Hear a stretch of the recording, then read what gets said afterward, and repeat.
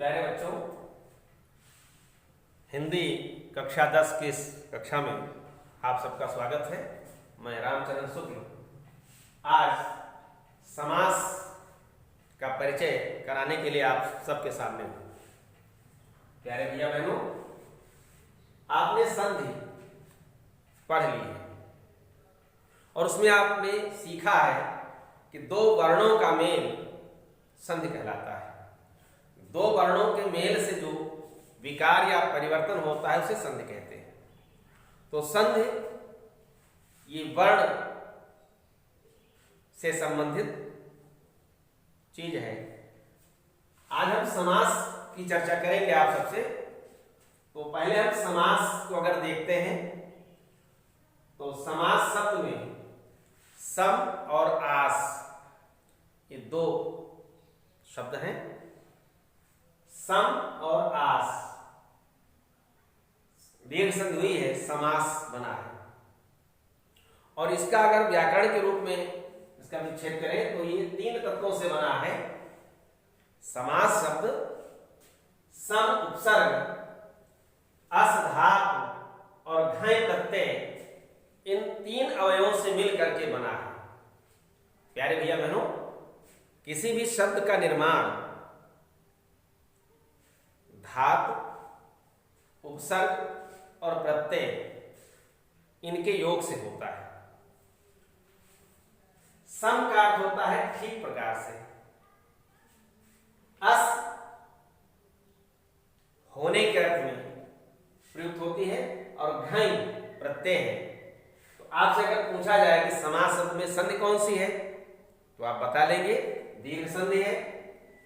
अ और आ मिलकर के आ हुआ है। अगर आपसे पूछे समास में उपसर्ग कौन सा है तो भी आप बता सकते हैं कि सम उपसर्ग है, धातु अस है और प्रत्यय अगर पूछा जाए तो आप बता लेंगे कि घय प्रत्यय है। आइए इसका अर्थ देखते हैं कि समास कहते किसको है। वर्णों का जो मेल और उससे उत्पन्न विकार होता है वो संधि कहलाता है। समसनम समासा, समसन संक्षेपीकरण, संक्षेप में कर देना, यह समास कहलाता है। समसनम समासा, समसन कर देना, संक्षेपीकरण करना, यह समास कहलाता है। अब संक्षेपीकरण होगा किसका तो आगे देखिए। अनेक पदानाम एक पदी भवनम समासा, अनेक पदों का मिल करके एक पद बन जाना यही समास है। प्यारे भैया बहनों, अनेक पदानाम एक पदी भवनम समासा, अनेक पद जब मिल करके एक संक्षिप्त पद बनाते हैं तो इसे हम समास कहते हैं। जैसे हिम का आलय, बहुत प्रचलित उदाहरण है। हिम का आलय, हिमालय। अब ये हिम का आलय, ये जो विस्तृत शब्द था इसको संक्षेप कर दिया गया। इसकी का जो विभक्ति थी, का जो परसर्ग था, इसका लोप किया गया और आलय को एक साथ बिठा दिया गया तो हिमालय बन गया। तो समास में ये तो बात निश्चित हो गई कि एक पद में कभी समास होता नहीं है। समास होने के लिए, समस्त होने के लिए कम से कम दो पद चाहिए और दो से अधिक पद भी हो सकते हैं, लेकिन कम से कम दो पद चाहिए। ताली बजने के लिए हाथ कितना भी मजबूत हो आपका, लेकिन अगर ताली बजनी है तो एक बहुत बड़े मजबूत हाथ से ताली नहीं बज सकती। और कितने भी कमजोर हाथ हैं, अगर दो मिल गए तो आराम से ताली बजती है। ऐसे ही समास होने के लिए कम से कम दो पद चाहिए। अगर आपसे प्रश्न पूछा जाए कि समास होने के लिए समास में कम से कम कितने पद होते हैं, एक, दो, पहला उत्तर सही, दूसरा उत्तर सही। अनेक पद होते हैं तो कम से कम 2 पद होते हैं, ठीक है ना। 2 से ज्यादा हो सकते हैं, लेकिन 2 से कम पद, अर्थात एक पद में कभी समास नहीं होता है, तो समास होने के लिए 2 पद चाहिए, कम से कम 2 पद। और समास होने पर प्यारे भैया बहनों विभक्तियों का लोप हो जाता है, कारक चिन्हों का लोप हो जाता है। ये कारक चिन्ह, ये विभक्तियां जब तक लगी रहती हैं दोनों पदों में, तब तक समास नहीं हो सकता है, तब तक वे दोनों पद समरस नहीं हो सकते हैं, समस्त पद नहीं बन सकते हैं। और जब दोनों पद अपनी विभक्तियों को छोड़ देते हैं, अपने अहम को छोड़ देते हैं, तभी समरस होते हैं। प्यारे भैया बहनों, 2 लोग मिल करके एक तभी हो पाते हैं, एकाकार तभी हो पाते हैं जब दोनों अपने अपने ईगो को छोड़ देते हैं, है ना। अगर ईगो बना रहा तो समरसता नहीं आएगी, समाज जीवन में नहीं जाएगा, समाज जीवन में उतरेगा नहीं समास। और जब तक ये समाज जीवन में ना आ जाए, समाज को समरस में करने लगे, तब तक इसका पढ़ना भी बेकार और पढ़ाना भी बेकार। प्यारे भैया बहनों, तो समास होने के लिए, समस्त होने के लिए विभक्तियों का लोप होना आवश्यक है, कारक चिन्हों का लुप्त होना आवश्यक है। विभक्तिर लुप्यते यत्र तदर्थस्थ प्रतीयते पदानाम चैपद्यं च समासोपधीयते। जहां पर विभक्तियां लुप्त हो जाती हैं, लेकिन तद अर्थः तो प्रतीयते, उसका अर्थ बना रहता है। ध्यान रखिएगा, केवल विभक्तियों का लोप होता है, अर्थ का लोप नहीं होता है, अर्थ बना रहता है।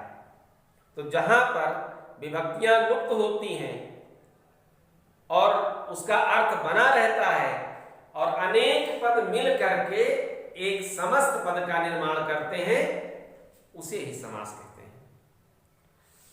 अब आपने देखा कि समास में 2 पद चाहिए और इन्हीं 2 पदों के आधार पर समास के हम भेद भी कर सकते हैं। अगर हम समास के भेदों की चर्चा करें तो जो दशाएं बन सकती हैं उन्हें हम देखें। आइए, जब 2 पद हैं तो हो सकता है पहला पद प्रधान हो, पहले की प्रधानता हो, और यदि पूर्व पद की प्रधानता है तो एक समास बनेगा। हो सकता है कि पूर्व पद की प्रधानता न हो, उत्तर पद की प्रधानता हो। यह भी हो सकता है कि दोनों पद प्रधान हो, और एक स्थिति यह भी हो सकती है कि दोनों में से कोई पद प्रधान न हो, कोई तीसरा प्रधान हो। ठीक है ना। तो जब 2 पद मिलेंगे, कम से कम 2 पद मिलेंगे, तो ऐसी 4 स्थितियां बनती हैं। पूर्व पद की प्रधानता, या उत्तर पद की प्रधानता, अथवा दोनों पदों की प्रधानता, या किसी अन्य पद की प्रधानता। और प्यारे भैया बहनों, इन्हीं 4 स्थितियों के आधार पर, इन्हीं 4 परिस्थितियों के आधार पर समास के मुख्यतः 4 भेद होते हैं। भट्टोच दीक्षित ने अपने सिद्धांत कौमुदी में समास के 4 भेद बताए हैं। याद रखिएगा, आगे हाई स्कूल पास करके, इंटरमीडिएट पास करके आपको प्रतियोगी परीक्षाओं में बैठना है, इसलिए मैं आपको विस्तार से बताते चल रहा हूं कि अगर आपसे पूछा जाए कि समास के मुख्यतः कितने भेद हैं, तो आप 4 बताएंगे। 4 स्थितियां हैं, इन चारों स्थितियों के आधार पर 4 भेद होते हैं, और ये 4 भेद बताए हैं भट्टोच दीक्षित ने। इन्हीं 4 के आधार पर अगर पूर्व पद की प्रधानता है तो वो समास को अव्ययी भाव समास कहते हैं। अव्ययी भाव समास।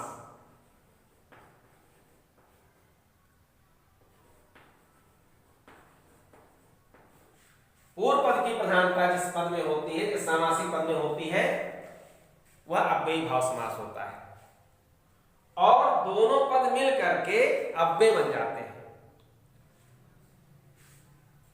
एक पद अव्यय हो और दूसरा अव्यय होना जरूरी नहीं है, लेकिन दोनों जब मिलेंगे, जब समस्त होंगे, तो वह अव्यय हो जाएंगे। यथा और शक्ति, शक्ति अव्यय नहीं है, यथा शब्द अव्यय है, लेकिन यथा के साथ शक्ति जब मिला तो यथाशक्ति बना। शक्ति के अनुरूप यथाशक्ति, यह अव्ययी भाव समास है। अर्थात जिस सामासिक पद का पूर्व पद प्रधान होता है वह अव्ययी भाव समास होता है। यथाशक्ति, प्रतिदिन, अहर्निश,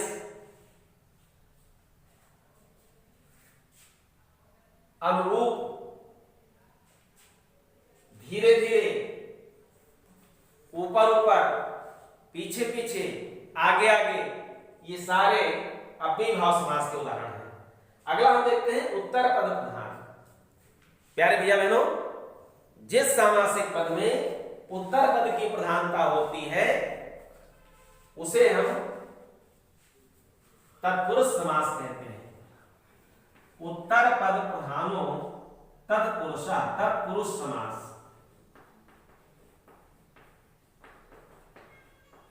तत्पुरुष समास में बाद वाला, उत्तर मतलब होता है बाद वाला, बाद वाला पद प्रधान होता है। राज पुरुषा, राज पुरुष, राजा का पुरुष।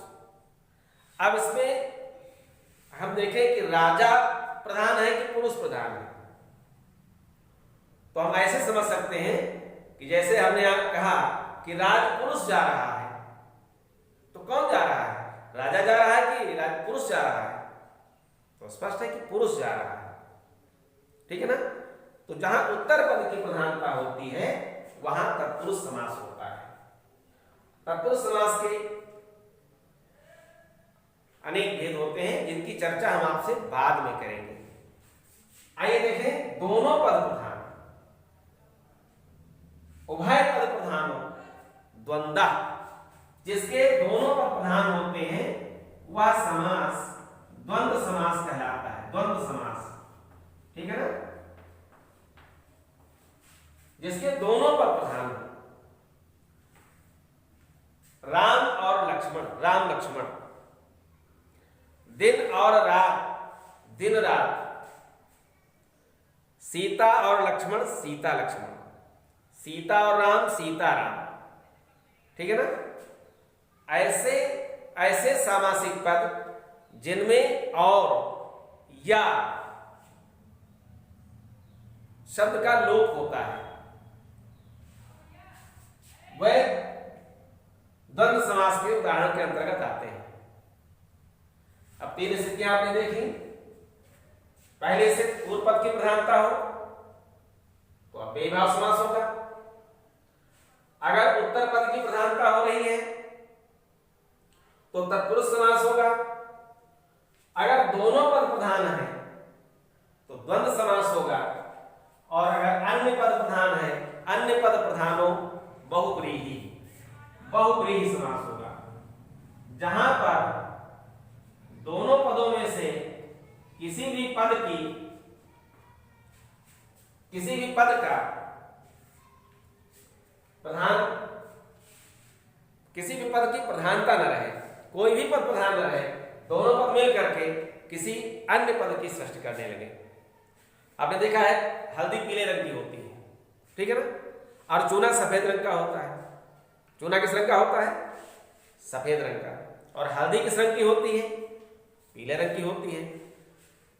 हल्दी और चूने को मिला दिया जाए तो कौन सा रंग बनता है? गाढ़ा लाल रंग बनता है। क्या उसमें हल्दी का रंग दिखाई पड़ता है आपको? नहीं। क्या चूने का रंग दिखाई पड़ता है? नहीं। अर्थात न पहले वाला रह गया न बाद वाला रह गया, न पहले का अर्थ रह गया न बाद का अर्थ रह गया, एक नया अर्थ आ गया।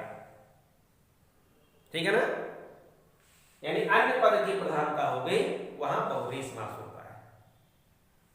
रहीमन प्रीति सराहिए मिलत होत रंगदून, ज्यों जर्दी हरदी तजय तजय सफेदी चून।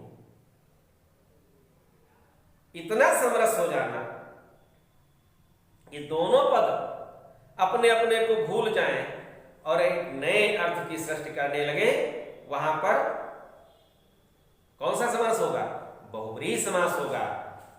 अन्य पद की प्रधानता जिसमें होगी वह समास बहुब्रीहि समास कहलाएगा। जैसे दशानन, 10 हैं आनंद जिनके, अर्थात रावण, न 10 का अर्थ रह गया न आनंद का अर्थ रह गया, क्या हो गया? रावण अर्थ आ रहा है। तो दशानन में बहुब्रीहि समास है। ऐसे पंचानन, 5 हैं मुंह जिनके, अर्थात भगवान शंकर। गजानन, हाथी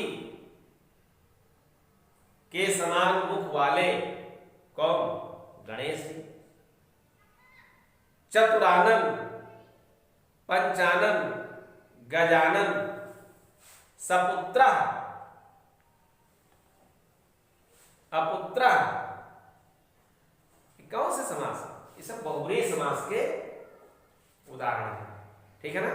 समझ में आ गया होगा आपके कि अगर पूर्व पद की प्रधानता हो रही है तो अव्ययी भाव समास होगा, अगर उत्तर पद की प्रधानता हो रही है तो तत्पुरुष समास होगा, अगर दोनों पद प्रधानता बनाए रखे हैं तो द्वंद्व समास होगा, और चौथी स्थिति बनती है जब किसी पद की प्रधानता नहीं होती है, वहां पर अन्य पद प्रधान हो जाता है, वहां बहुब्रीहि समास होता है। अन्य पद प्रधानो बहुब्रीहि, पूर्व पद प्रधानो अव्ययी भावा, उत्तर पद प्रधानो तत्पुरुषा, उभय पद प्रधानो द्वंद्वः और अन्य पद प्रधानो बहुब्रीहि। इस आधार पर भट्टोजी दीक्षित ने समास के 4 भेद बताए हैं।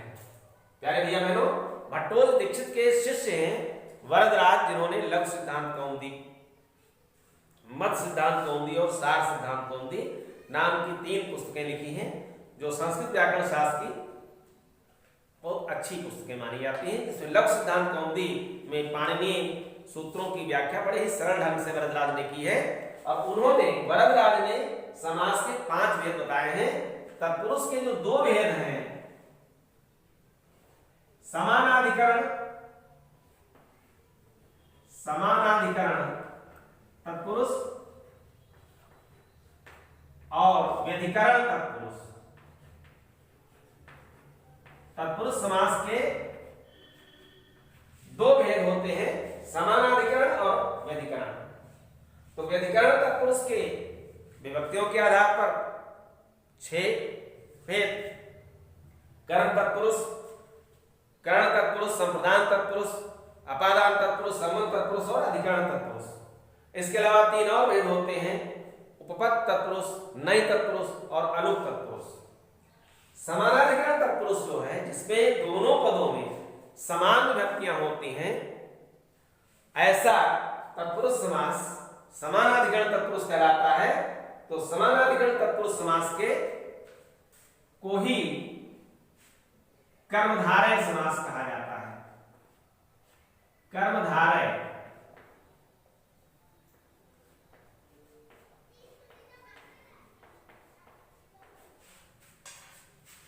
समानाधिकरण तत्पुरुष का ही एक भेद है कर्मधारय समास। तो कर्मधारय ये तत्पुरुष का भेद है, और इस आधार पर अव्ययी भाव, तत्पुरुष, द्वंद्व, बहुब्रीहि और कर्मधारय, ये 5 समास बताया किसने? बोलो, वरदराज ने। वरदराज ने समासों के 5 भेद बताए हैं, और भट्टोजी दीक्षित ने समास को के 4 भेद बताए हैं।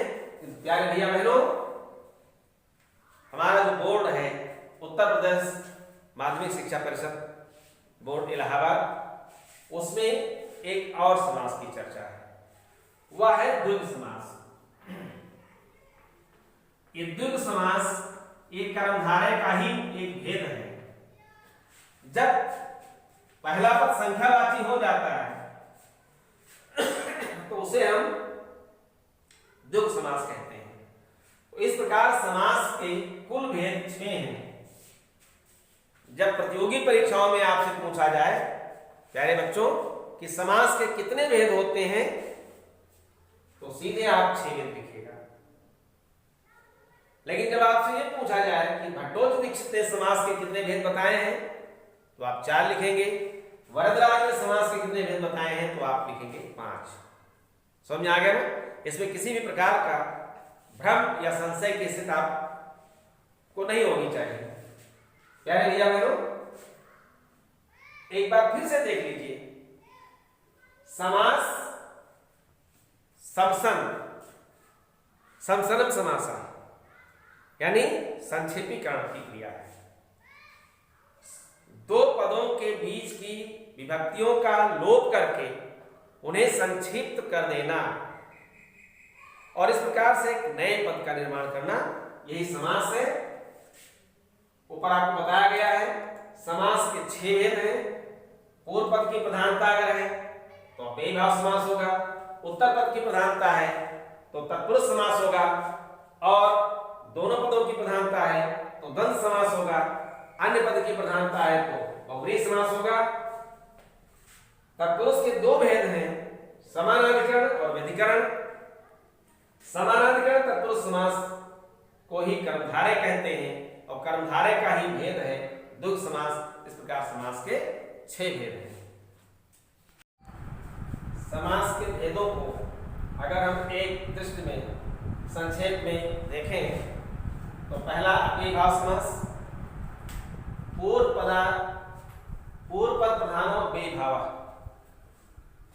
अर्थात जिस समासिक पद का पहला पद प्रधान हो अव्ययी भाव समास होगा, और ये पहला पद अव्यय होता है, बाद वाला पद अव्यय नहीं होता है। अनव्ययम अव्ययम विद्यते इति अव्ययी भाव, जो अव्यय नहीं है वह भी समास होने पर अव्यय हो जाएगा, यही अव्ययी भाव समास होता है। यथाशक्ति, शक्ति के अनुसार, यथा विधि, विधि के अनुसार, अनुरूप, रूप के योग्य, आजीवन, जीवन का। ऐसे अगला देखिए तत्पुरुष समास। उत्तर पद प्रधानो तत्पुरुषा, जिस सामासिक पद का उत्तर पद यानी बाद वाला पद प्रधान हो उसे हम तत्पुरुष समास कहते हैं। और इस तत्पुरुष समास के 9 भेद होते हैं, जिनको आप देखेंगे। स्वर्ग प्राप्त, ये कर्म तत्पुरुष है, स्वर्ग को प्राप्त। तुलसी कृत, तुलसी के द्वारा रची गई कर्ण तत्पुरुष है। दान पात्र, दान के लिए पात्र, ये संप्रदान तत्पुरुष है। पाप मुक्त, पाप से मुक्त, ये है अपादान तत्पुरुष है। राजभवन, राजा का भवन, ये संबंध तत्पुरुष है। और कवि श्रेष्ठ, कवियों में श्रेष्ठ, यह अधिकरण तत्पुरुष है। कुंभकार, यह उपपद तत्पुरुष है। इसका अंतिम पद उत्तर पद जो है वो क्रियावाची है। जिस समासिक पद का उत्तर पद प्रधान हो और वो क्रियावाची हो वो तत्पुरुष के भेद के अंतर्गत उसे हम उपपद तत्पुरुष समास कहते हैं। अगला है युधिष्ठिर, युद्ध में स्थिर। यहां पर युद्ध में सप्तमी विभक्ति है, विभक्ति का लोप नहीं हुआ है, बिना लोप हुए समास हो गया है। यहां पर अलुप तत्पुरुष समास है। अब्राह्मण, जो ब्राह्मण नहीं है, यहां पर नए तत्पुरुष समास है। तो इस प्रकार से तत्पुरुष के 9 भेद हैं। आगे हम देखिए द्वंद्व समास। अगर दोनों पदों की प्रधानता हो रही हो वह द्वंद्व होता है। द्वयोः पदार्थ प्रधानो द्वंद्वः, दोनों पद जिनके प्रधान होते हैं और बीच में और शब्द या अथवा शब्द का लोप होता है वहां पर द्वंद्व समास होता है। या यूं कहें चार्थे द्वंद्वः, जहां चा का अर्थ निकलता हो वहां द्वंद्व होता है। नदी नाले, नदी और नाले। अमीर गरीब, अमीर और गरीब। जल थल, जल और थल। अगला देखें बहुव्रीहि समास। अन्य पदार्थ प्रधानो बहुव्रीहि, जिस सामासिक पद में अन्य पद की प्रधानता होती है उसे हम बहुव्रीहि समास कहते हैं। दशानन, 10 है आनंद जिनके, अर्थात रावण। यानी न 10 का अर्थ रह गया न आनंद का अर्थ रह गया, दोनों गायब हो गए और रावण एक तीसरा अर्थ आ गया। लंबोदर, लंबा है उदर जिनका, अर्थात गणेश जी। गजानन, गज के समान मुख है जिनका, वह है गजानन गणेश जी। और गिरधर, गिर को धारण किया है जिन्होंने, वह है भगवान श्री कृष्ण। तो इस प्रकार से अन्य पद की प्रधानता होने के कारण इन सब में, चाहे दशानन हो, लंबोदर हो, गजानन हो या गिरधर हो, सब में बहुव्रीहि समास है। अगला हम देखें कर्मधारय समास। कर्मधारय समास यह तत्पुरुष समास का एक भेद है। तत्पुरुष समास के दो भेदों की चर्चा हम कर चुके हैं आपसे, समानाधिकरण तत्पुरुष और व्यधिकरण तत्पुरुष। ये सब जो ऊपर उदाहरण हमने आपको तत्पुरुष के बताए हैं, ये सब व्यधिकरण तत्पुरुष के उदाहरण हैं, और जो समानाधिकरण तत्पुरुष है वही कर्मधारय समास कहलाता है। तत्पुरुषा समानाधिकरणा कर्मधारया, यानी कर्मधारय समास जिसमें समान विभक्तियां लगी हो दोनों पदों में, वो समानाधिकरण तत्पुरुष होता है और उसी को कर्मधारय कहते हैं। ये इसके भी चार भेद होते हैं। एक विशेषण पूर्व पद, ऐसा कर्मधारय जिसका पूर्व पद विशेषण हो। नील कमल, कमल विशेष से है, नील कमल कैसा है, नीला है, ये नील शब्द जो है ये विशेषण है और ये पूर्व पद है। तो पूर्व पद विशेषण पूर्व पद, और दूसरा है उपमान पूर्व पद, घनयु श्याम, घनश्याम, चंद्रयुमुख, चंद्रमुख, चंद्रमा के समान मुख है जिनका, चंद्रमुख। और तीसरा है रूपक कर्मधारय शोकाग्नि, शोक रूपी अग्नि। चौथा है उभय पद विशेषण, ऐसा कर्मधारय जिसके दोनों पद विशेषण हो। पीत कृष्ण, श्वेत कृष्ण, पीत और कृष्ण ये दोनों विशेषण हैं, श्वेत और कृष्ण दोनों विशेषण पद हैं, और दोनों विशेषण पद मिलकर के कर्मधारय बनाते हैं। तो प्यारे भैया बहनों, कर्मधारय भी तत्पुरुष का भेद है। और अगला है द्विगु समास, संख्या पूर्व द्विगु, यह कर्मधारय का भेद है। जिस कर्मधारय समास का पूर्व पद संख्यावाची होता है उसको द्विगु कहते हैं। पंचपात्रम, यहां पात्र की संख्या 5 बताई गई है, 5 विशेषण है। तो पंचपात्र में द्विगु समास है। पंचवटी है, चौराहा है, त्रिभुज है, नवरत्न है, चतुर्भुज है, दुगुना है, त्रिगुना है, चौगुना है, अष्टाध्यायी है, नवरत्न है, ये सब में द्विगु समास है। तो संख्या पूर्व द्विगु, संख्या जिसके पहले हो वो द्विगु समास होता है। तो एक समास की चर्चा हम आपसे कर चुके हैं। समास का जो विग्रह करना है, यानी जो समस्त पद है उसको फिर से विस्तार से लिखना, यही विग्रह कहलाता है। प्रत्यार्थ बोधकम वाक्यम विग्रह, यानी अर्थ का अवबोध कराने वाला जो वाक्य होता है वो विग्रह कहलाता है। प्यारे भैया बहनों, समास के क्रम में आज मैंने आपसे समासों का परिचय देते हुए उनकी संक्षिप्त चर्चा आपसे की है। अगली कक्षा में हम फिर आपको मिलेंगे, एक एक समास के को लेकर के उनके विस्तार के साथ फिर मिलेंगे। तब तक के लिए धन्यवाद।